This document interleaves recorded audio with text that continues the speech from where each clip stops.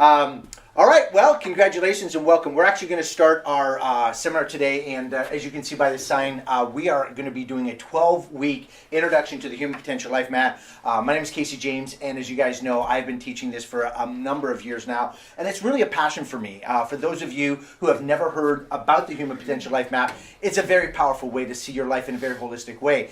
As you guys know, we are going to be, over the next 12 weeks, going through a system of looking at your life in a very, very unique way. Most people who are in all kinds of industry look at their industry kind of in a myopic way, and myopic meaning kind of narrow-minded. And when you look at it, you say, well, I just want to learn about my industry. And for individuals who are trying to achieve the ultimate in success, which means you're trying to achieve your highest level potential, you need to actually look at your life in a holistic approach. So whether we're talking about real estate sales, or networking, or any kind of industry that you're a part of, it's not just looking at your industry this way, it's actually looking at your life as you enter into that industry. Does that make sense?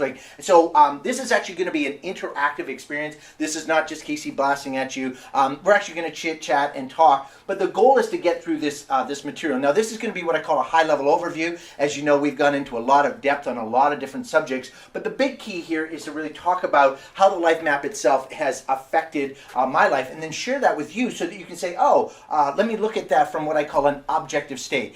The objective subjective state. How many know what objective versus subjective is? How many do not know what objective versus subjective? Somebody wave at me if you do not know what I'm talking about. Good. Oh, thank you, Jocelyn. So what it is that subjective it means that I'm looking at my life through my eyes. So we all wake up every day, and for the most part, 99% of the day, we're always looking at the world from our model of the world. That's what we do. It's called subjective. This is what leads us to sometimes a lot of chaos because we tend to see the world only from our model of the world. The objective state is when you actually step outside of yourself and look at the world from an objective state, and you realize, the way I'm looking at something isn't necessarily true, it's just true for me. Like we all have our own objective reality, right? We look at things and say, well, that's the way it must be. How many know that if you're from another part of the world, you would look at it completely differently, right? So the way to get to a higher level of performance, to get to our quote-unquote potential, is to spend as much time as possible in an objective state, looking at everything and saying, is that the best I can do? Is that really the best way it can be done? Is that the best way it can be approached? How many know there's a lot of ways to approach real estate? There's a lot of ways to look. There's a lot of ways to approach life. Would you agree, right? So what it is how do I actually get to a place where actually my values are honored, what's important to me, but I look at the way that I'm doing whatever it is. If I'm in the activity of doing real estate, how many know you're not a real estate agent? You're a person that does real estate sales, right? That's what you do. So it's the difference between being something that you immerse yourself in and something that you're objectively looking at. So the life map came about, and I'm going to do a little bit of history here. The life map came about as a result of a great deal of personal pain. And how many that's exciting for me. Okay, so what actually happened? I'll just put that there.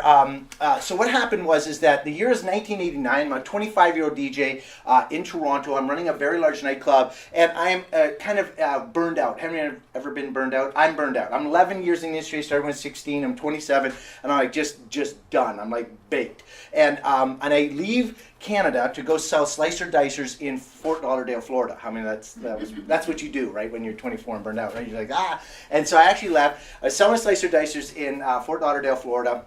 I was trying to find myself, and I couldn't listen to Madonna one more time. How many know if you hear Holiday and you're just like, no, I'm going to lose my mind. And so I actually got to that point in my life where I realized very, very quickly that I need to look at things differently. Fast forward, I leave Florida, I come back to Canada, and I actually decide that I'm going to actually get into the DJ business again, but I'm like looking for another career. I get a phone call from my best friend. He says, you got to take a look at this pyramid sales thing. And I'm like, what? And he says, pyramid sales. Got to go to this pyramid sales meeting. And I'm like, oh, really? So I end up at this meeting. I take a look at it. What was interesting about that meeting was a doctor. There was a doctor standing at the front. He was doing a presentation. He started talking about this industry called networking. And while I was there, I watched this experience come on. But the biggest thing that was exciting for me was I saw a guy who had a deep piece about who he was, where he was going, what he was doing with his family, and he was involved in this thing called networking. And I had no idea what that was. Later on, I would realize that meeting would probably become the most significant meeting in my life because that's the day I met my mentor. And when you meet someone who knows how to take you where you can really go, how many know there's a phrase from Ralph Waldo Emerson, he says, the chief want in a man's life is for somebody to make them do what they can do. How many would agree with me that we're all looking for someone who can take us to that next level? We're all in conversations. If we only listen to ourselves, we're only capable of a subjective belief about how high we can rise. When someone on the outside, a great coach, a great mentor comes into our life, they actually have different visions of us. Right? That they see us much higher and much more successful than we are. And that's actually the real opportunity. That man saw in me an opportunity. He said, you're a great kid. He says, a little bit off, but I had long hair, mustache, shaved for 4 days. I was very good looking, and I had hair. And it was a while ago. But I was a passion on fire guy, but I was inside the DJ business, banging around in an industry, quite honestly, that I loved the music. I was really good at it, but I didn't fit in the scene. You know what I mean, right? Winner's mindset, losing environment. And so I really wanted to be successful. I was in the wrong environment. Later on, he would pull me out of that, and he would introduce me to what the first parts of the Human Potential Life Map were, which was, he said, Casey, he says, your life is broken into sections. And he says, most people approach their life from the mindset of they've got like their job. So we all get our job. So we get into our job, our career, and I run our way as hard as I could at it. And then we have kind of like our relationships, the people we're associated. I was thinking about mom and dad and girlfriend and those type of things. That's where I was back then. And then he said there was something called like your business life, which was over here in your relationship. He says, but they kind of converge in a couple of spaces. He says, up above all of that is something called spiritual life. And back then, he was a fundamentalist Christian, so he was teaching me Christian values and systems, and he says, you have to have this in place. And then I was like, oh, that's interesting. And then he started talking about what he talked about, the body, about the physical body, eating right, sleeping right, drinking right, taking care of the meat suit. And those were kind of like the four combinations. He had these conversations always going on. Well, that was the very first version of what I call today the life map, because that was my introduction to, he says, Casey, I'm going to constantly talk to you about these areas. So he says, in the business area, I'm also going to talk about money. He says, because money affects a lot of things. He says, in your relationships, I'm going to talk about the way that you see relationships, the way that you integrate with people, and the way you think about that. And later on, those would extrapolate out into what we now call the 10 areas of life. So the history goes real simple. When you get the right mentor, good things happen. And I was a very, I was funny, statistically, I was 1 in 10 million people that had ever got involved in my industry. So I'm a 0.0001%er. Like the number of people who have ever achieved what I've achieved was so ridiculously small that against 30 million Canadians, there was only like 3 of us. So, that's good, right? Okay, that's not impressive. No one here's impressed. That's okay. I'm good. So I was out there just achieving like crazy, and I can't tell you that I was that special. What I can tell you was I was incredibly hardworking, very, very dedicated, and very loyal to my mentor. But more importantly, I was willing to just do whatever it took to take myself to the highest level, and I really did. And of course, at the end of my first 3-4 years in the industry, I was making $100,000 a month. I was a millionaire at 29, multi at 30, and things really, really started to grow. And I started to get to the point where I was being so successful because of the information he was sharing with me and the way he was guiding my life and exploring my potential, that I actually started to double, triple, quadruple. In fact, at one point, although he was making $50,000 a month as my mentor, I was actually making $500,000 a month. That's a pretty big deal, right? So when I was 10 times my mentor, I started realizing it's like, boy, I'd really achieved. How many know that would be a great example? I think the greatest thing you can ever do for a mentor is actually outperform their success. That's the thing a mentor really wants. How many want our kids to turn out better than us, right? How many know that's the goal, right? The goal is say, hey, how do we actually pass on to somebody that ability? So the life map was created because he stood in the belief that if he could just share the right information to me, I had the youth and the power. See, I was 25 and he was 47 at that time, coming up 50, and he says, Casey, I can save you 20, 25 years. You don't have to do all this guesswork. And that was really the key. If you're ever going to write anything down about mentorship, I would say this. Mentorship is time acceleration. Mentorship is time acceleration. Coaching is time acceleration. You don't have to do what they did wrong. You can actually say, what do you think I should do to get that done right?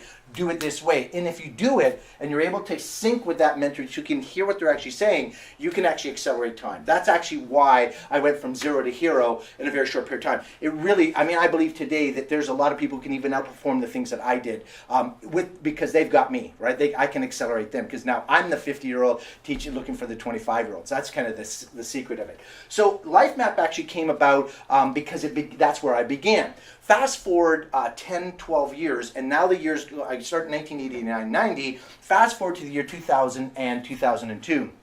I'm at the peak of my game, living a 12,000 square foot home. I've got nine bathrooms, 8-car garage, 7 fireplaces. I mean, it's like I'm living like this ridiculous, flying around in private jets, flying all over the world. I'm having a big life. I mean, that's pretty fun stuff, right?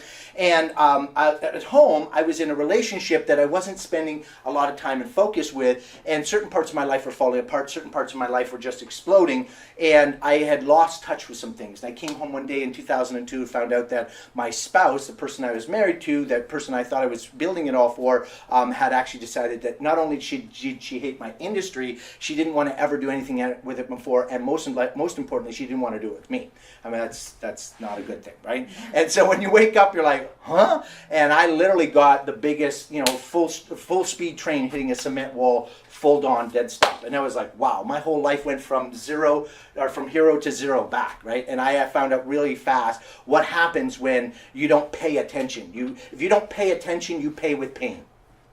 Right? You might want to write that one down too, right? If you don't pay attention, you pay with pain. At some point, if you're not paying attention to the areas of your life, they'll come and trip you. They'll trip you, and you won't even know why. You'll be like, well, I didn't do anything wrong. And it's like, no, you're out of awareness. That's actually why, as you know, the slogan of my company is advanced awareness. It's like, because if I had been aware, how many here, if I had known better, I would have done better, right? I would have taken action, but I didn't know, so I literally got slammed right against the wall real hard. And 2002, I woke up and realized that the only person that consistently showed up every day of my life was me, because everywhere I went, there I was.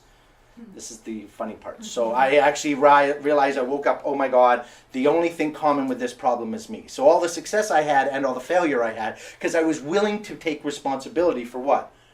For all the good and the bad, right? Everyone's my favorite quote from J. Paul Getty was, he says, is that everyone's self-made, only the successful admit it.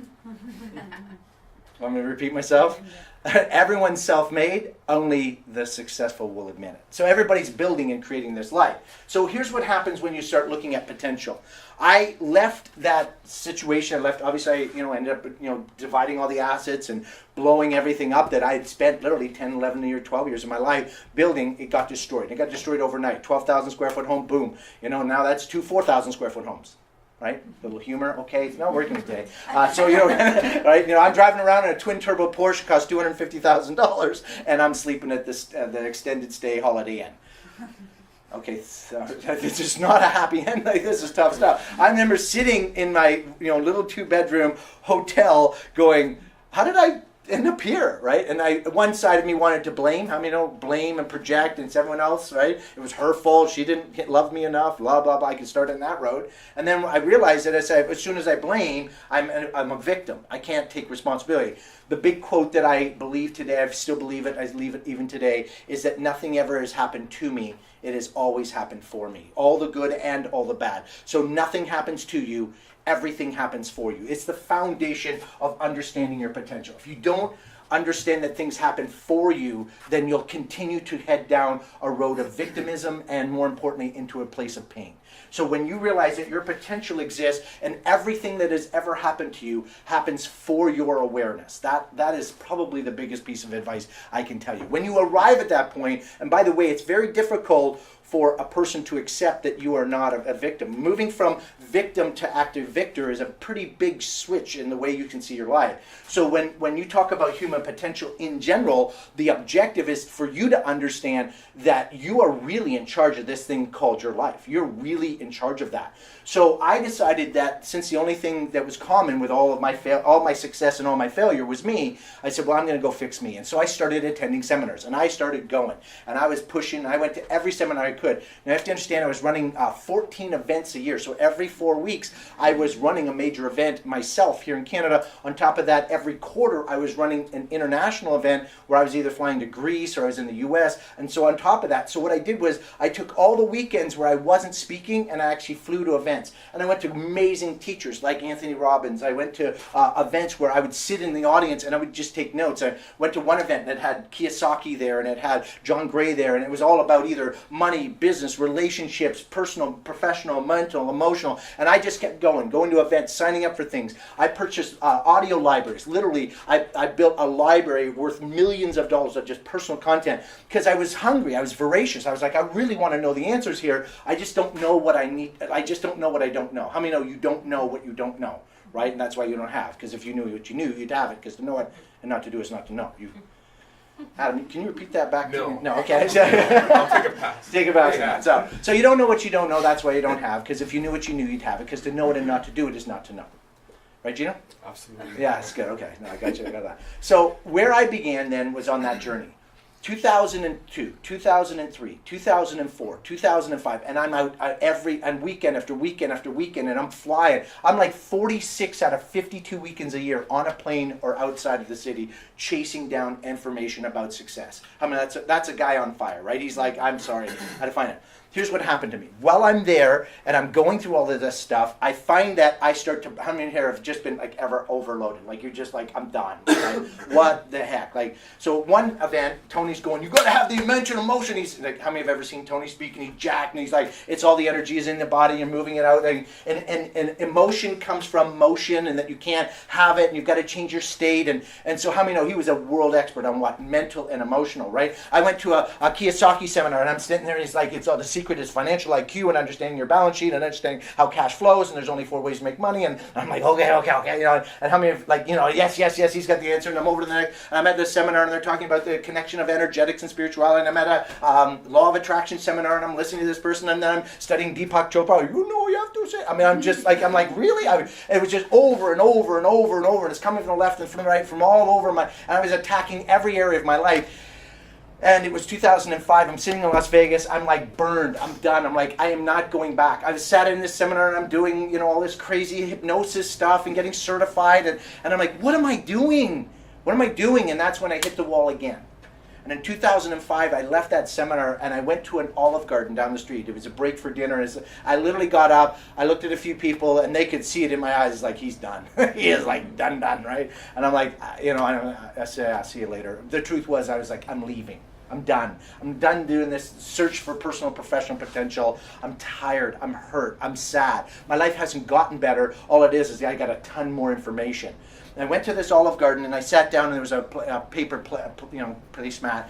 And I flipped it over and I was sitting there and I pulled a pen out and I said, what has this taught me? I've been sitting here for years doing this, spending hundreds of thousands of dollars, right? And I started writing it down and all of a sudden I said, well, if I went back to the original life map that Dr. George showed me, there was 4, right? You know, I've got the business and money relationships and, you know, I've got these little categories. And I said, well, what else are they teaching? And that's when I said, well, you know, kind of like health is like mental, emotional, physical. And I said, you know, if you really wanted to talk about business, like business and money. And I said, but we live in a spiritual universe and like a physical universe.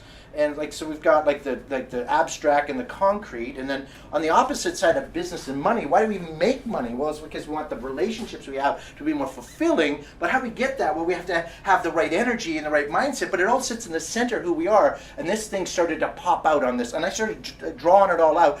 And all of a sudden it popped for me. I looked at it. And it was like all these little categories. And I said, if I were to take my entire life and put them into categories, what categories can I create? And that's how I ended up with what we refer to as the 10 categories of the Human Potential Life Map. It came from deep pain, sadness, and just struggle. How many know like out of that struggle was that invention? I said, I gotta have answers. Well, at that moment, I came back and I started saying, okay, I've got to do this differently. So when I went back to the seminar, by the way, I did go back, and I'm like, okay, I'm going to listen to him differently. And every time the speaker would speak, he would say, okay, here's a point about this. He kept talking about it as if he had the secret to life. What I realized at that moment was, it wasn't that he had the secret to life. What he had was a secret to an area of my life. Does that make sense? So instead of me kind of to globalize that globalized statement, this is the secret, that was not true. What it was true was he says, this is the secret to this area of your life. And for the first time I went, wow, that kind of makes more sense. So every time he kept talking, I kept going, oh, well, I just got to fill this thing in. As a result of that, I actually went back and I formulated something called the Human Potential Life Map, which really I used as 10 areas, and I put it on an avatar, a human potential. And I said, well, at the center of it all is something called the core. Now, the core is made up of all the things that are internal inside of you. And I have to tell you, this is my favorite area. It's actually the first area. There are actually 10 areas just inside the core. And the core was made up of your higher self, the spiritual I-centric self. Not the we-centric of spirituality, but the I-centric, the me of core. But then it said, well, it's your unconscious and it's your psyche and it's all these beliefs and values and your competencies and skills and your unique abilities. And this was a magical piece, but this was the internal. How many know that there's a little voice inside of you talking to you? This is the inside of you. But when we take that inside of you and we start to express it out, I said there's a different type of submodalities of subtleties called energetics. It's like, how many know we're all electrical beings, right? And we're pushing energy out on each other. How many know that some people know how to use that energy called chi, and some people use it to manage it through things like acupuncture. These are all energetics. How many know when we wake up, we use something called the law of attraction, which we're going to go through. And this starts to create all these energetics. And I said, oh, when he started talking about the law of attraction, I finally knew where it went. It went, oh, it went in this section. It didn't go over here or over here. It wasn't just business. It actually fit over here. And they said, well, this is you and the core of who you are, but it expresses out in the form of energetics, energies going out at people. I said, but we live in something called a co-creation universe. Anyone here know what a co-creation universe is? Co-creation universe. It means you can't create on your own. You can't create on your own. Do you just think for a second? We do not live in a world where you can actually make anything without someone else. Think about that. Like everything, like that chair you're sitting in, like, you may have gone to the store and bought, but how many resources did it take to make that chair? I mean, it took a lot of resources to get that chair there, or to get this building, or have that heat turned on, or that light, or that projector, or this computer screen. You see what I'm saying? Like, we don't live in nature. How many have ever heard the term nature abhors a vacuum? You can't create in a vacuum. So that we live in something called a co-creation universe, which means that you can't make anything in life without relationships. Relationships are the most important thing in the creation of this world. You are able to exist in this world because of relationships. How important are relationships? Right? I tell people, it's like, if you don't understand this piece, if you don't understand how we're all connected and how we're all bouncing and reflecting off of each other, what will happen is this will actually be the part that bites you. When people come to me with business problems over here, they go, I have a business problem. I said, you do not have a business problem. They go, no, I have a business problem. I said, no business problem. You don't have a business problem. You have a relationship issue. But we don't know what it is yet. We're going to find out. Because there's no such thing as a business issue. Right? How many know all business really is exchanging what? A goods or service or sale of some sort. Right? That's all we're doing. We're just in exchange with people. If you have a business problem, it's because you're not in a relationship with enough people properly. If you can get this fixed, if you understand relationships, this is where your wealth sits. But you can't get there from here until you actually know how else all fits together. So picture, you wake up, there's the I-centric. This is my model of the world. I believe you were created for a reason. I don't know what the reason is. I think that's what life's journey is. From zero to wherever you go, I think you're here trying to figure out, why am I here? And then energetically it says, hey, you got this meat suit and it's doing all this stuff and it's vibrating and you're attracting or repelling some people you like, some people you don't like. I mean, know what I'm talking about, right? And that starts into relationship, the intention, right? And then what happens is you start getting what you think about. How many know in your health, you've got three types of health. You've got mental health, where you're actually mental. You are what you think about. Would you agree? You are thinking all the time. You're having cognition. You have intention. And then you have what we refer to as an emotional response. I mean, anyone here know you have emotions? Right? You have emotions, but you are not an emotion. How many know the difference, right? You can experience emotion. You experience sadness just like that. You can experience happiness just like that. You can actually switch it on and off by choice. That's called intention. You can actually switch these things on. So when you wake up and you push this all the way through, what happens is you start to make this world, this amazing world that you're in. And then what happens is it shows up in your physical body. How many have ever experienced dis-ease? Right, where your body is at dis-ease. I believe that a lot of the things we experience in the body come as a result of the mental and emotional energies that we're pushing into that body. Does that make sense? Most people think it's, no, I just got a virus from the outside. I'm like, okay, that's a model of the world. You're allowed to accept that model. There's another model of the world that says, no, actually the body is just standing there holding up all the energy for everything that you're thinking about. Right? And I can show you some science later. We're going to cover it later on in the energetic sections, that we can show you actually how when you think about something, it affects plant growth. You can think about something, it affects water. When you're just thinking about it, literally taping a word around a bottle of water can change the water. Right? Now that's a whole new, how many it's called? That's the quantum science of craziness that we're going to talk about later. How many are interested in craziness? Good, thank you. So we'll talk about that later. So now think about where we're standing. You've woken up, you're in the core of who you are, you're in this meat suit carrying around, you got this energy, you're pushing it out, you can't create anything about the relationships. What you're thinking about starts to give you direction. Now you have an emotion. The emotion is the first thing we experience when we're actually feeling that, and it shows up in the body as physical. And then apparently you're supposed to make it to work. And how many so you get over here to something called career and business, and you're like, oh my goodness, yeah, you're right. So most people come to me and say, well, how do I have more success in my job, career, profession? Or how do I make, quote unquote, more money? Well, over here are the effects of the previous components. Does that make sense? When this is in alignment, this shows up. This is the cause, this is the effect. This is the cause, this is the effect. What's the difference between cause and effect? Somebody talk to me. Vanessa. Cause and effect. They go hand in hand. Yes. They play off of one another. So if you have one out of whack, Yes. then it's going to impact the other. Everything and else. Vice versa too. When it's in Right. alignment. So you can actually invert it and say, when I have a problem over here, I can go look for this source or root cause, right? This is a cause, this is the effect of that cause, right? And if you start seeing it, when you actually take the life map apart, you're going to see really quite quickly, it's like, wow. You can see how, if I don't feel the right way, you tend to, how many have ever been in the middle of a deal and that deal went south? You're like, that was like, it was a perfect deal. Like, how did I lose this deal? Something shifted energetically, right? When, how many have also been in a situation when there's a whole set of dynamics where there's multiple offers and it's like yours is like really not the best one and you get it? How many have ever had that happen? You're like, there's no reason I should have got that, except maybe there is. Do you know what I'm saying? I mean, like we just came through the election with Hillary and Bill and Hillary Clinton and Donald Trump, right? Everyone says, how come it went that way? I said, well, energetically, you have to look at it. The people who hated Donald Trump, like, I mean, not a little bit of hate, like we're talking big hate in a big group, right? They energetically tipped the scales, so he won. Because the people who disliked Hillary disliked her because she was a criminal, right? But there were people who hated Donald Trump, right? They hated him, right? And what's interesting is you have to understand is like energetics plays a very interesting role. So when you get people sitting in a multiple offer, it's the agent that actually has the most confidence is the most at peace. Energetically has the ability sometimes. The other agents are like, you guys ever work with other agents who are like, like, you know, they're just freaking out, you know, and they're freaking out on their client's behalf, and it's just, that's when you see it. It's like, yep, that's cool.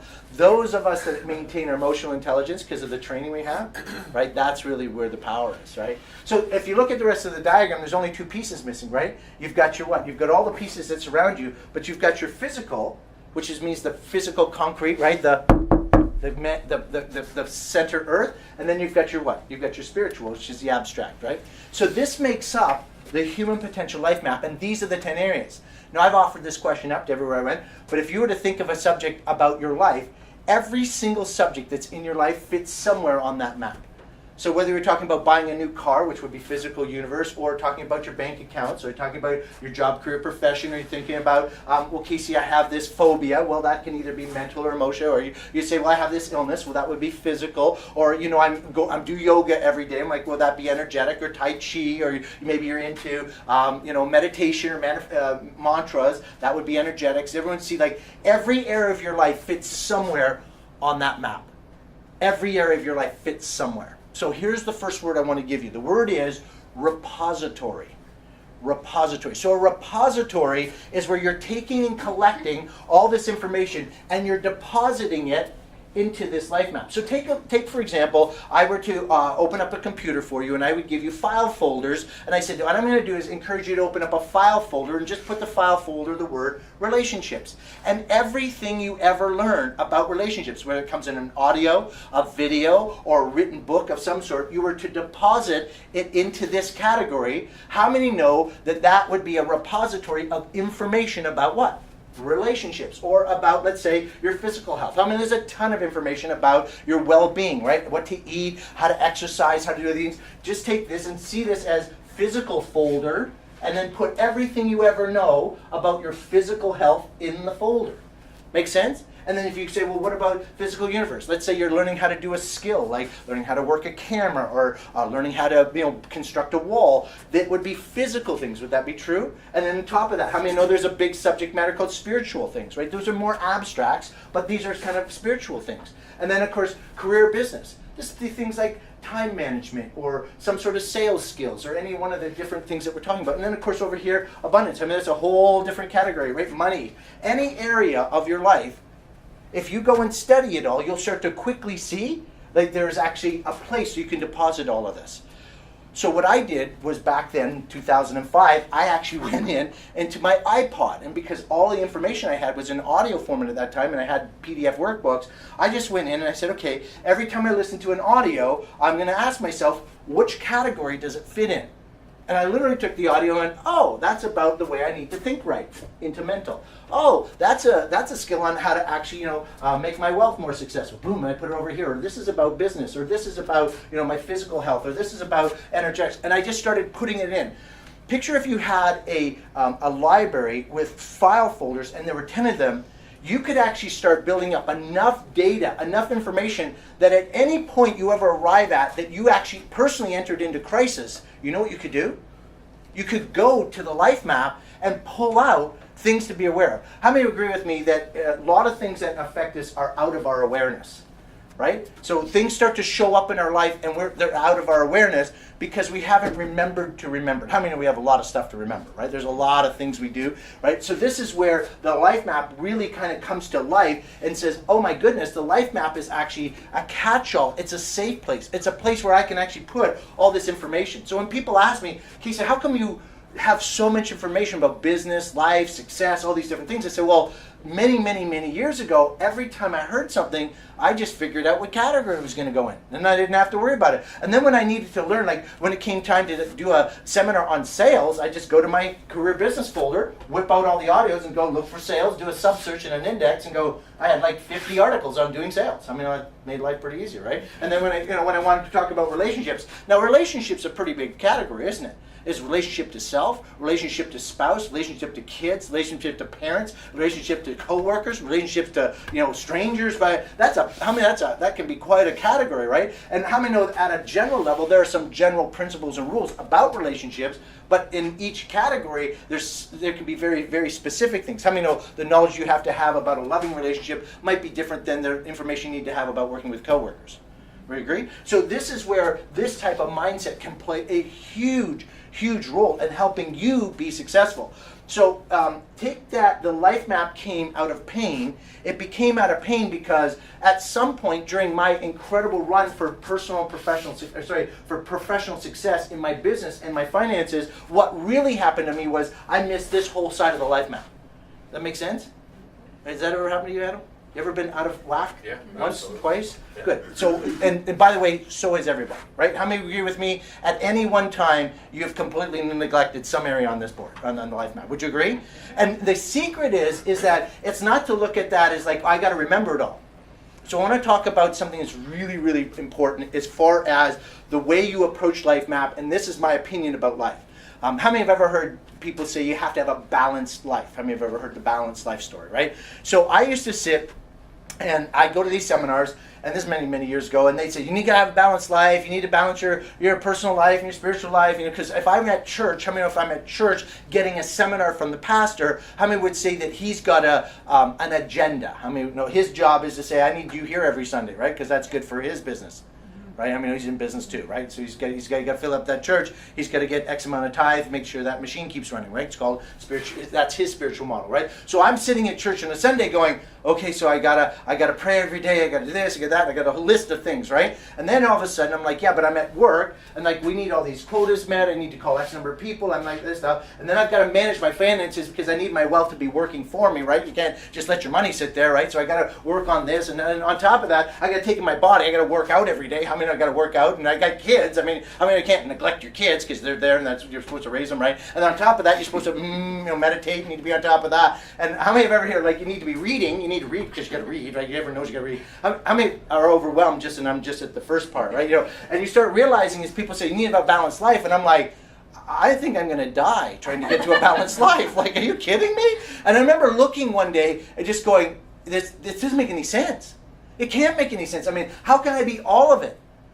Right? And sometimes we meet these people, we think they're super people, they do it all, I can balance life, And at some point, that was me, by the way, I had this persona I put out like I was perfect, and guess what everyone thought? Oh, he must be perfect. And I remember one of my top leaders come up to me, and he says, Casey, he says, it's scary to work with you. He says, because you give off this persona like you're like perfect all the time. And the truth is at that time I was so frightened that I'd be found out that I wasn't perfect that I kept telling everyone, I am perfect. I am perfect. And it's when I lost everything that I kind of realized I wasn't. So that's that physical universe stream at you. You either pay attention or you pay with pain. So I got lots of that. So that's actually where I started to realize this, like when I put out that whole idea of balance, because I actually bought into it for the first 5-10 years of my life. When I got into crisis, I said balance doesn't exist. So then finally I had someone explain to me that the truth about balance is something very, very interesting. If you've ever seen a scale, the scales that, how many have ever seen like the Libra scale, the little thing, right? In scale, perfect zero balance is where both sides are perfectly dead still. There is no movement. How many know what I mean? Like it has to be, literally for that to be perfect balance, think about what I just said. That means zero movement. Actually, perfect balance means death. How many know that we don't live in a perfectly balanced universe? That there's constant and ever motion all the time, 24 hours a day, never ending. So balance is actually death, right? And if you actually go look it up, it's kind of interesting to go realize this, oh my goodness. So what's the secret? Well, the secret is another word. I like the word harmony. And harmony comes from actually the realization that you need to be fully present and integrated into whatever you're doing at that moment in time. And when that actually came into my awareness, I started realizing it's like, when I'm in my career, how many know when you're switched on, you're switched on. You enter the zone. How many know when Michael Jordan and Kobe Bryant or anyone of the, even Tiger Woods when he actually was normal, I mean, when he was playing, he was in the zone. Would you agree? Like he was in the zone. How many know Tiger though left this part kind of messed up? Would you agree? Like Tiger's a phenomenal example of exactly what happened to me. I was so hardcore over here, right? And in fairness to Tiger, he'll still go down as one of the greatest of all time, but not for his personal track record. Would we agree, right? Now, that's interesting in time. There's a number of indiscretions that took place in Jack Nicklaus's life and in some of the great golfers of all time. But the difference was their indiscretions happened at a time when they couldn't be reported. There was no internet, there was no social media, there was no Facebook, so their indiscretions went under the rug. They've all had affairs. You can't be men of this power and not be out of whack in this area. What was interesting is his just got public. They paparazzi'd him, right? They just chased him around until they found it all, right? And what's interesting is that in the end, the greatest thing that will ever actually happen to Tiger, when you look at the history of it, is he now has to pay attention to this. I mean, that's right there. When you don't even have access to your kid and you're worth $500 million and you can't even see your kid. I mean, that's one of these, right? That's a lot of pain. So he's paying attention now. That's why someone says, well, how's his game off? I said, well, because he's got to tilt it. What? He's got to tilt. He's got to come over here and play the time over here. Right? And he had to change his physical, and he's in the middle of a lot of flux. So just using him as an example, I still think he was a world-class individual. I think he really has amazing gifts and talents. What happened was he lost sight of priorities in his life. Would that be fair? And that's called being human. Anyone here human? Right? Other than me. Like I'm going to make all the same mistakes as you, right? We're going to make them all in different times and different spaces. I'm at peace with the fact that every day I wake up, I do the very best I can. Because all I can do is all I can do. If I could do better, I'd do better. Let me repeat myself. If I could do better, I'd do better. It's not like I'm waking up and say, today I'm going to be shit. I wake up, I do the best I can. I got up early this morning, I took the time and meditated, I went to the thing, I took my aminos, I did my drink, I did my juice, okay, I went on shaved, okay, I'm listening to the audio, I'm like, how many know I did the best I could? Where people are in pain is when they're arguing with what they really want to do, which how many know the best version of us has this an illusionary, we have all 10 areas of balance, and the best we can do is really just what we can harmonize. What can I really focus on right now and be 100% present, right? So one of the things I can tell you is that when I'm on, and I'm switched on in business, I'm 100% here. Like right now, this is my focus, right? I'm not thinking about my kids right now. I'm not thinking about, what I need to do with my portfolio. I'm not thinking about, all these different things. Right now, I'm focused on delivering my value. Would you agree, right? That's how I harmonize. But when this is over and we shut the video off and everything's done and everyone says, hey, that was a great meeting, thanks so much, and everybody exits out the door and I'm driving in my car, I'm gonna switch off of this and probably head over to here, replay what I went through, what did I say? I'm gonna say, well, that was good. What can I change? What can I do better, right? And then when I get home, I'm going to call my kids. How are you guys? What's happening? How many know? When I'm on the phone with them, I'm not going to be thinking about Adam, right? I like Adam, but he's not going to be on my phone. When I'm on the phone with my kids today, right? I'm going to be 100% present with my kids. Does that make sense? So what I realized is the secret. If you ask my kids what it's like to have me as a dad, how many I'd be an interesting dad, right?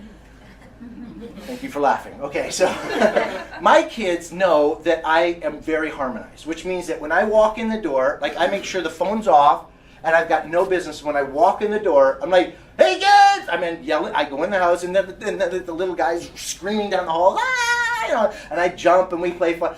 The focus there is like it's playtime. I mean, I said it's play. When I come through the door, it's playtime. That's what it is, right? And and if I am not in my mindset to be with those kids, I don't go in the house. I'll take 3 minutes to sit in the car and just wait. I need to make, when I go in that house, those are my not this. I need to switch. How many know that? I need to switch. The kids are a priority. Everyone following along what I mean? Like it's a switch. That's being fully integrated, 100% in power, and no guilt. No guilt. You're standing there and you're playing with the kids. They're the priority.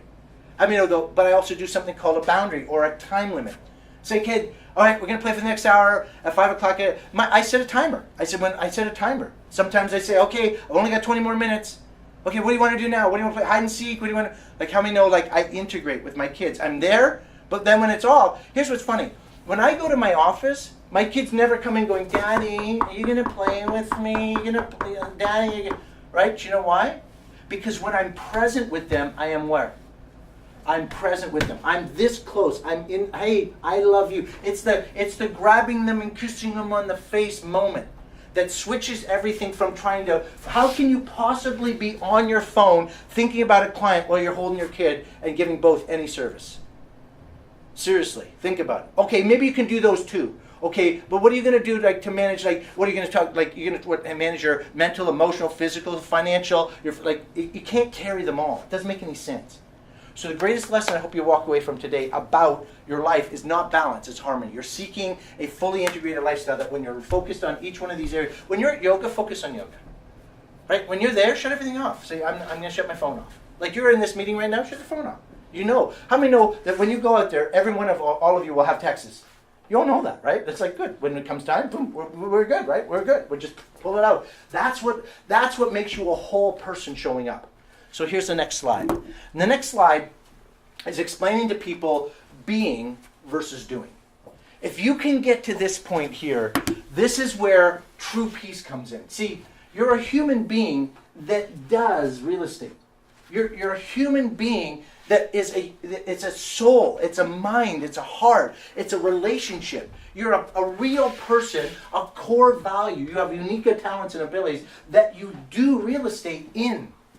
You are not real estate. You do real estate. Sadly, society's taught everyone to think, hi, I'm Casey, who are you? Oh, I'm Adam, and I'm a real estate agent. So we lead with an I am. It's not true. How many know you are not a real estate agent? You're a person who transacts real estate, right? Who you are is a loving, caring, kind guy that loves his family. Like everybody has a series of values. Do you know what I mean? Like we have a being, but it shows up in what we do. There's a very fine line sometimes from crossing over these two and getting confused. I believe, this is just my model of the world, that the people who lead with who they are first will attract more people to do business with them than those of you who put the professional hat on. Hi, how are you? You're like, I'm an agent. Me. What does one of those agents look like? You know what I mean? Right? And then we have a model of the world of what an agent's supposed to act like. How many have ever seen? How many have actually worked with other agents from other offices and you're like, oh my God, they so bought the candy. I mean, like it's like they're drinking the Kool-Aid on the agent thing, aren't they? They're not even human beings, right? They're just like little machines. I do real estate. Me real estate. I mean, how many know what I'm talking about? And you're like, do they know? Like, should we shoot video of them and hand it to them? These people are clearly subjective to the reality, right? So what it is magic happens here. If you were to say, what's the secret to your real success, is that people do business with who you're being, not what you're doing. Does that make sense? And if you can get that, any feedback or comment about this is a really big concept. I am versus I do. Yes. The big I am is who am I? You see, I believe that people want to do business with the person that they can connect with, someone they can relate with, someone who they're in rapport with, someone who are like in likeness to. Makes it? Yeah. My business completely changed when I stopped focusing on doing more deals, and instead I focused on building better relationships with people. That's all it is. Yeah. In fact, we know that the real estate industry is really about who has the most powerful relationships, right? At the end of the day, it's not mechanics. I mean, we're generally all mechanically kind of doing the same thing. I talk about the M&Ms, right? The mechanics and the mindset, right? Mindset is making sure this being is led forward, right? Most people who are less successful agents are leading with the mechanics first, and that's why they're failing. Instead of leading with the being. That's the difference. Right, and then you know why they end up working for the other discount real estate firms, right? Right, because they're leading with mechanics. They have to. They're not leading with personality. Right, makes sense. They have to. They have to. Now they're. Tell me, know what to be commoditized means. Who knows what commoditization is? Commoditized means everything comes down to the dollar cost, right? And what's Dan teach constantly?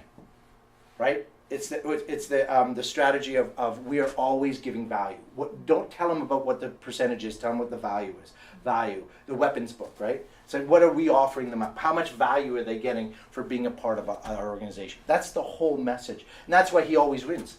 He knew right away. Everyone else would just talk about the percentage cost on a deal. These right here, it's like, no, the value we're offering. This is who we're going to be for you. Well, we say something like commission is only an objection in the absence of value. Very nice. Repeat that. Commission is only an objection in the absence of value. Commission is only an objection in the absence of value. Really, any cost is. Yes, any cost. In fact, one of my favorite quotes from Donald Trump is he says, "There's always a market for the best." Always a market for the best. Think about that, because the best perceives what? More value, right? And that's really where we are. So where we're at in the life map is that shifting you from what you were thinking you were doing over to who you're being is a journey, right? And if many of you are there. The last piece of the puzzle before we kind of wrap up this section is I want to talk about what we call value. When you look at when people come and say, I need to make more money, I say, well, it's not necessarily you need to make more money, you need to provide more value, right? Right? Mm-hmm. And you just said it again, repeat this quote. Commission is only an objection in the absence of value. I tell people this, you don't have a money problem, you have a value exchange issue. Somewhere, you're not exchanging value properly. You're not teaching people how to pay you. You're not teaching people how to pay you. When I meet people who say, well, I'm only making minimum wage, or I'm only making $12, $13 an hour, whatever the number is, and they're frustrated because they can't live on it, I go, well, that's because somehow you haven't figured out how to tell people how to use your value. It's just that simple, right? If you can figure out how to communicate your value, you've got sales. That's energetically also. This is a worthiness issue. There are 4 things that make up this whole thing called you.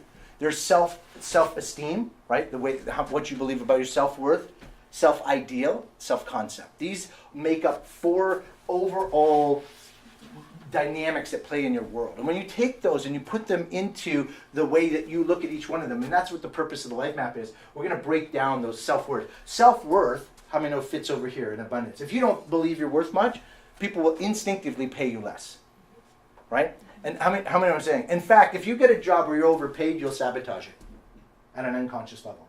I've met people that actually got jobs where they only believed they were worth $12, $15 an hour and started getting 25 and immediately started drinking, smoking, doing all kinds of craziness, and ended up losing that job within 3 to 6 months. Do you know why? Because at an unconscious level, they didn't believe they were worthy of it, so they sabotage. Do you know, sabotage happens. See, I believe that money flows to purpose.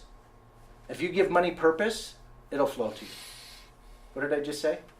Money flows to purpose. Money flows to purpose. If you start having visions of what you want to do with that money and creating a beautiful life, you'll discover that universal energy starts to open up and provide new ways for you to make more what? More money, because you have purpose for that money. Right? So when you don't have purpose for the money, you'll find you make just enough and a little less. I say this all the time at my seminars. I was like, think about it. Last year you made just enough money and a little less. Right? And if you made more than you thought you were going to make, and your body, your mental, emotional, and physical hasn't moved you to being worthy of that, you'll unconsciously sabotage. Same in truth. Let me take you to relationships. It's funny, I just dealt with a situation where a husband and wife they were in husband-wife relationship. They were having a common law, right? So they weren't physically married, but they were kind of married.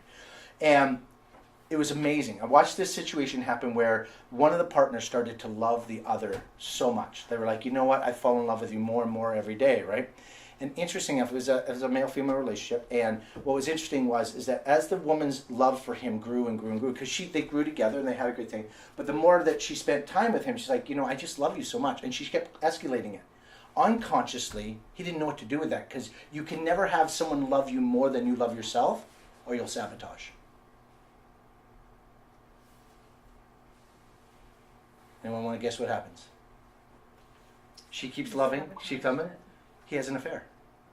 But he doesn't even know why. When I asked him, I said, why? And he goes, this is going to sound crazy. I don't even know. Like the woman he had the affair with, he didn't even like her. He didn't even, there was nothing. There was nothing. It's like, she's not my type. I said, you don't really know why. And then I told him the story. How much don't you love yourself for all the love that your partner was giving you? And when no one, that was the big one for him, right? Because all of a sudden he went, oh my God, I don't even like myself, let alone love myself. I mean, Can you repeat the quote that what you said at the beginning? You can never love yourself. yeah, you can never, no one can ever love you more than you can love yourself, or you'll sabotage. If I met because this is being recorded, so I have to be careful. So there is a partner in my life who loved me more than I loved her. Okay? In the end, it sabotaged. But I was the sabotage. In the end, it was like she just loved me to the point where it was like, yeah, that's a little over the top for me. And the truth is that it wasn't that it was over the top. It was I didn't like myself, let alone love myself. There are parts of me and an unconscious mind and an emotional level didn't feel worthy of all that love. So I purposely sabotaged it. I ruined my own life because I didn't feel worthy. Do you just feel like you're not deserving of that love? Yeah. I literally didn't feel like, how can someone love me that much? Like really? Like I get that my kids would. Like how many know think about, anyone here have small children? I have a daughter named Kaylin who like literally grabs me by the face and goes, I love you. I mean, she licks me. I mean, it's like, I'm like, okay, baby, that's good. Dad, that's good. But I realized, she's like, Daddy, I just love you so much. How many are talking about? And you're like, like it's like, and then you realize that childlike love, the innocence of that. You don't sabotage it. You just kind of almost like you kind of step away and go like, oh, that's kind of interesting. And then of course I'm realizing in my own awareness, objectively, I looked out and went, my daughter loves me more than I love her. Oh my God! I'm like because I'm like it's this magical moment. I'm like, oh, I see how this works. Now, fortunately, I didn't sabotage the relationship. I just stood in this new awareness. What can I do to be even more available to her, to meet her love need and be in reciprocity, right? And that's actually when I realized, oh my goodness, there are relationships I've had come in and out of my life where they actually loved and cared about me more than I loved and cared about myself. Does that make sense? And sabotage. So when I got out of touch, there was a time when I was making $5 million a year that my entire self-esteem was attached to how much money I made. You know how unavailable that makes you in a relationship? Like, just think about being versus doing. When you're this rich, your brain is completely messed. And I can tell you from personal experience, and I'm not saying that I don't recommend you all try it. I recommend that you try, go make $5 million a year and call me back. But but you know what I'm saying? Like, it's like I'm not advocating that you shouldn't be this or shouldn't be that. I'm saying, well, when you go into your life getting what you want out of your life, be present, be aware, because sometimes when things become extreme, you go to that levels of success. It affected my way I saw myself. My self-esteem got affected, and I didn't even understand. So these are the awarenesses of human potential. This is what the Life Map was created for. When I started looking at people, because a lot of my business was dependent on how well my at that time, because I was in networking, how well my downline did, right? So I was mentoring 65 couples a month. And 65 families, and it usually took me about 6 weeks to get through them all, which means either live meetings or on the phone. I was constantly, 65 people is a lot of clients to engage, right? To hold together this massive network. I had hundreds of thousands of people. And I remember getting to the point where I was so busy teaching them to do this, but I kept watching the relationships fall apart. I started thinking, man, maybe I'm doing this wrong. And of course, then I watched my own relationship fall apart, and that's when I went, okay, there's got to be a different way. The last two things I want to put up on the screen are the pieces that got me to the awareness that I needed to. And the first thing is over here called being whole and complete. Whole means that I'm wholly aware that there are these areas. And that although I don't have complete mastery in any one of the areas, I am at peace with, I know what I know. Does that make sense? I'm not an expert at any one of these areas. How many know I'll be long dead before I become an expert at any one of them, right? That's not my path. But I can tell you that having a whole awareness that there's actually, everywhere I go, there I am. I mean, that's everywhere I go, there I am. And how I complete myself in each one of these areas is actually what brings me to the other side of where I think we're all looking to get to, which is effortless success. Effortless means being. Right? If it's effortful, I have to do. I have to take action. I have to do. But being is just being, right? I don't have any notes on what I'm teaching you, right? You guys know that. And now I'm going at a lot of words per minute, right? And you're like, I mean, you got. For those of you who hear me for the first time, you're like, he talks a lot and fast, right? But because it's actually who I am, it's not just what I do, right? So I don't have notes. I am a note. You know, it's like kind of that fun line. So when people say to me, so when will my success become more effortless? It'll become more effortless when you're wholly aware of all the areas and you've got complete peace about, well, this is where I'm at. Now, there's always going to be an area in the life map that's out of sync. There's going to be an area that's always out of sync. That's just the way it is. And that's not right and not wrong. It's just that's called being human. Right? We're just going to keep evolving. The only constant in life is change. The only constant in life is change. And so if we know these areas are going to start changing and morphing, I mean, that's just our awareness. So with that brings us kind of to an overarching understanding of the life map itself. Any questions, comments about what we talked about? Someone give me some feedback. Steve, what's your feedback after what you've seen? I don't know, to put it into perspective how everything is intertwined with one another, and you may think you have a problem in one area, but the reality is that's not the problem. You have to look at other areas of your life, and then once you do that, then everything comes full circle. And I think that's key. Yes, so it's a holistic approach to your complete life, right? Excellent. Takeaways, yes. Well, a couple years ago when you first introduced me to this, it brought into awareness for me that when I was experiencing relationship problems, I ignored relationship and dumped all my time into my business.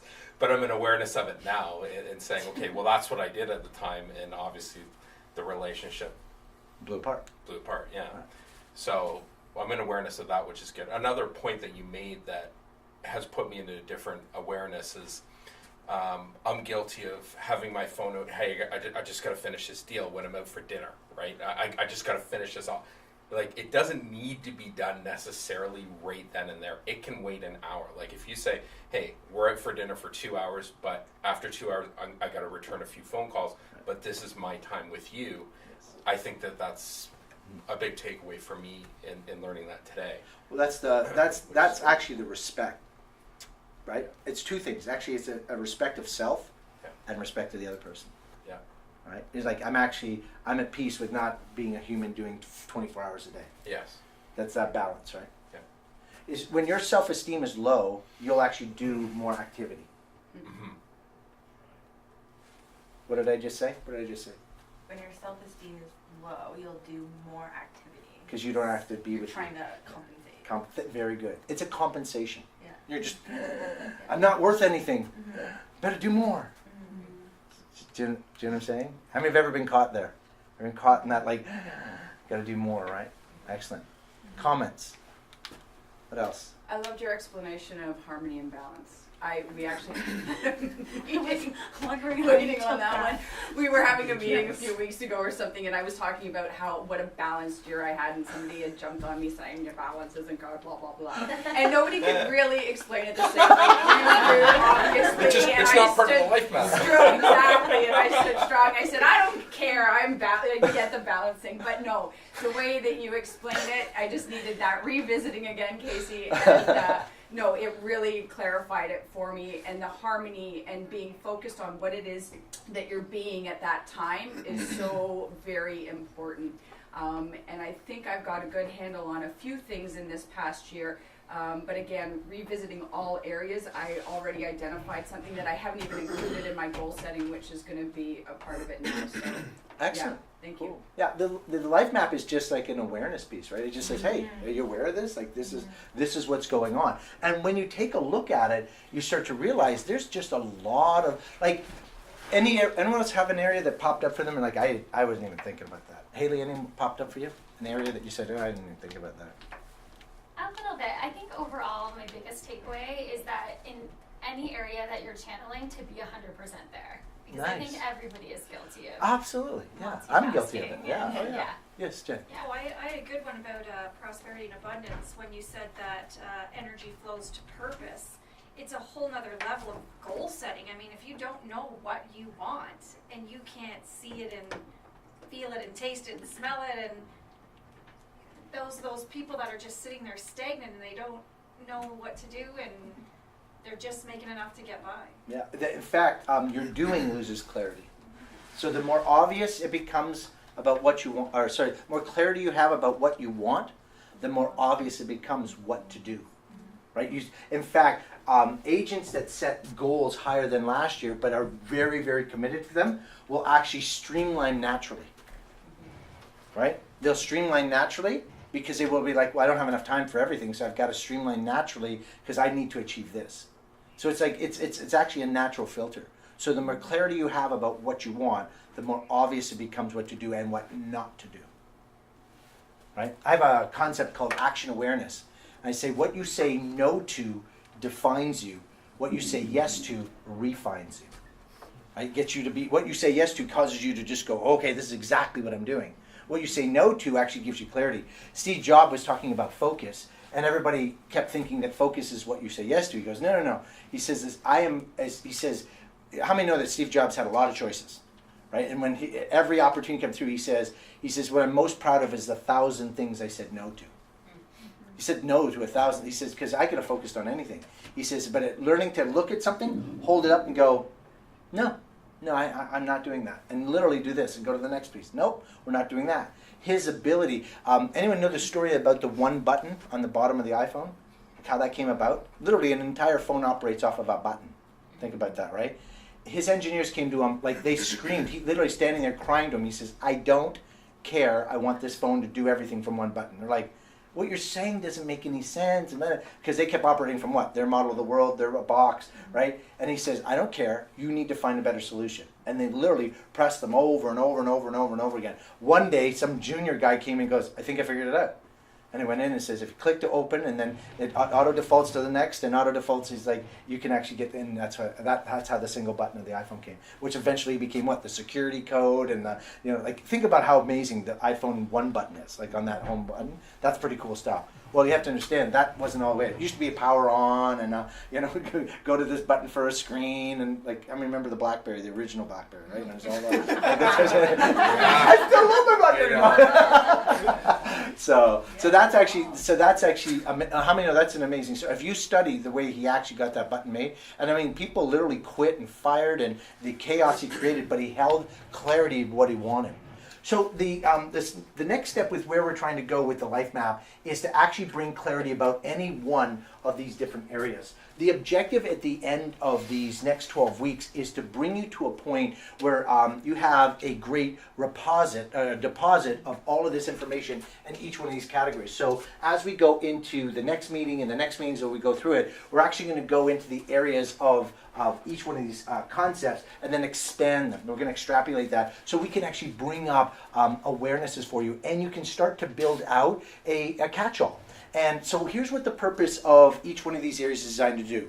The original intent of this was to give everybody a safe place to actually deposit all of this information, so that when you actually go to actually problem solve something going on in your life, or for those of you working with family members or even working with co-workers, what you're trying to do is you're trying to say, oh, here's an article on, or here's an audio on, or here's a video on. This becomes a support tool for your personal life and for all the other people that are in your life, whether they be in business or in personal. Does that make sense? So as you start to go, even if you go to your computer now, take a look at your computer and just build like 12 little folders and say, oh, okay, just put Life Map as the master and then put in 10 folders and just say, okay, let's have fun with this and see what can happen.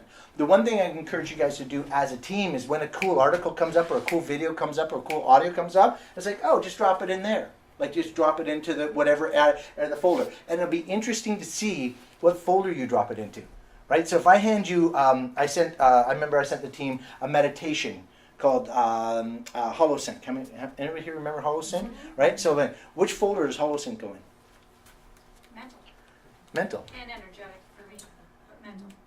Yeah, so quickly, so here's the other thing that's going to be very interesting. A lot of information you're going to receive is going to fit where? In multiple folders. It's actually not, because how many know our life is integrated? So it's not just one area, it's actually going to be many, many different areas that we can actually focus on. So when you're looking at the life map, think of it as a safe place to put all the information you have. This also becomes a way that you can quickly give it out to people. The purpose of this is actually not to hold on to it. The purpose of it is to go viral with it, to help people problem solve all the different areas of their life as quickly and as efficiently as possible. Mainly, the concept is called protect yourself from yourself. How many people have ever been in a situation where you started to actually unconsciously attack yourself, right? Anyone here get into a negative spiral where you're like, you start taking yourself out? One of the things I learned very quickly is actually building the system to actually protect me from who? From me. I found out the real big culprit in most of my conversations was actually me, my internal dialogue. So let's talk about one of the things we talked about at the summit, which was called mind projection fallacy. You know it best as model of the world. Someone know what mind projection fallacy is, just if you were to throw it up? What's true for you is true for you because you can only think inside your own head. You only have your own experiences, your own beliefs, your own upbringing. Very good. So mind projection fallacy, if you Google it, it's a lot of fun. Mind projection fallacy is your whole life has a view that when you see the world, that's true for you. So if I say to you things like everybody's becoming successful in real estate, your brain, all of you will start processing that. And for those of you who have a model of everyone you know being successful in real estate, you're like, yeah, that's true, right? If for those of you who don't have that as a model, you'll go, well, that's not true. And you'll start to play with that, right? So it's not true. It's just true for you. Mind projection fallacy is that it's true for you, but it's not true. There's no way. In fact, mind projection fallacy can go to the extent that you can actually imagine objects that aren't real. You can actually project. How many know what a projection is? Right? So a lot of things that we've done on the team in the past is we've stopped using words like you all. Everybody should, how many know what? Like as soon as you say everybody should, it's like, no, that's a projection. You're projecting out everyone should. The truth is that that's just what's true for you. It's not true. It's just true for you. How does this play for you or against you when you think about mind projection fallacy? Mind projection fallacy is really a dominant role in the way you see the world. So there's a word I want you to use in mind projection fallacy called internal representation system. Okay, what does that mean? An internal representation system is that inside your brain, and just use it, for example, if you have a cup, right? So when he holds up this cup, right? This is we know there's a water bottle, right? But if you actually went into your brain and looked at it, you wouldn't have a picture of this water bottle. You'd have a symbol of this. So the brain doesn't remember the exact item. It only remembers the shape of the item or a symbol of the item. So if I say cup or mug, right, all of you are thinking of a cup or mug, but I promise you, none of you are thinking of the same cup or mug. If I say the word water bottle, all of you are thinking of water bottle, but you're not thinking of the exact same water bottle. So you are holding a symbol, not the original item. Is everyone following along?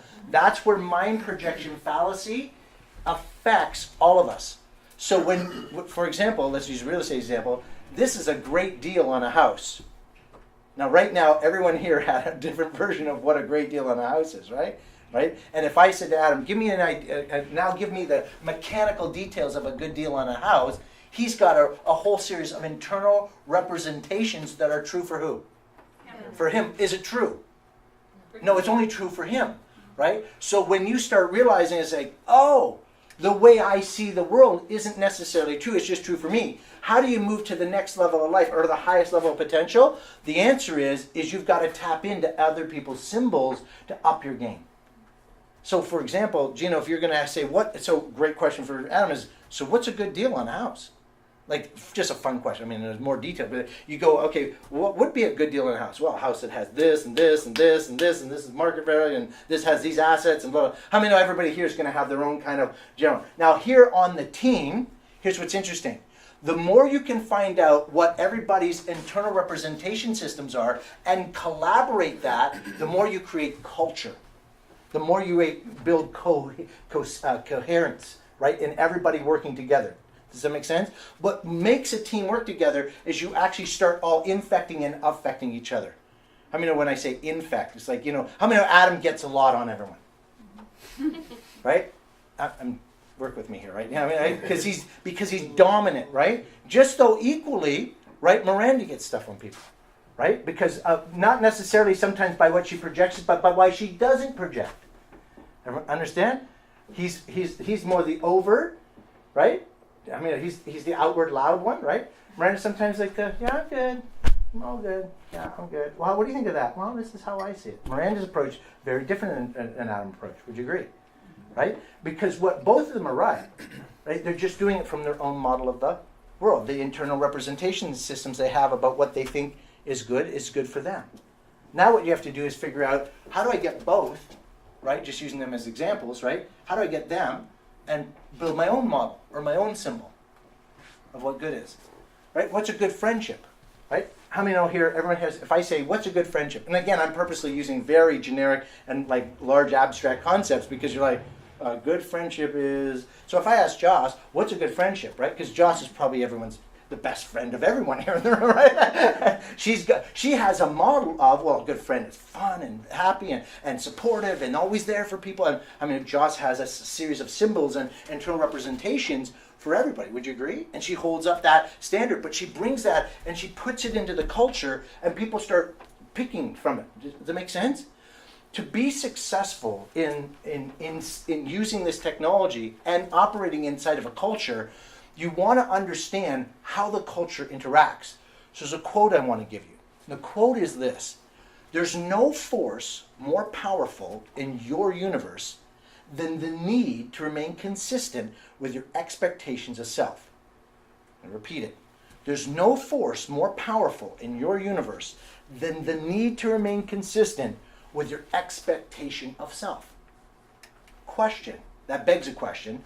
Where does expectation of self come from? Where does it come from? And here's what the number one answer is. Well, there's three answers. First of all, what you're listening to, what you're allowing in. Second is what you're reading and viewing, whether it's video or written. But the third is the most important, which is who you're associated with. Your peer group dynamically affect all the expectations you have about yourself. This peer group, by nature, expects themselves. All of you expect to be at the top of the game. You unconsciously are all top performers, and when you bring that internal representation into it, you actually come into this space and you all start acting as if. Does it make sense? You're always in a space where, by nature, you're picking up all of the internal representations of everybody on your team. So whether I'm using Adam or Joss, or I'm using Miranda, I'm using any one of you on the team, right? Like, how many know you're all picking up everybody? How many know Tammy's holding up that cultural value, right? She sits there at the head going, okay, she's actually like the governance called boundaries. How many know boundaries are like the, okay, all right, people, that's right over here, right on the line, people, okay? Like, true? Or right over. Oh, right over the line. Into my office. Into my office, we're over the line. Right? So what that does is besides the fact that we have a model of the world that's made up of a series of mind projecting fallacies, what's driving all of that is a series of internal representations that we have, that we've picked up, expectations we've had, that we picked up from all the members of the team. And that actually creates the culture that makes us who we are, what we are, how we're achieving. And the more we can get aware of that, the more likely we can actually do what? Tune ourselves up or look for the areas of, I haven't thought about that before. It puts us into a more powerful state. Does it make sense? Questions or comments?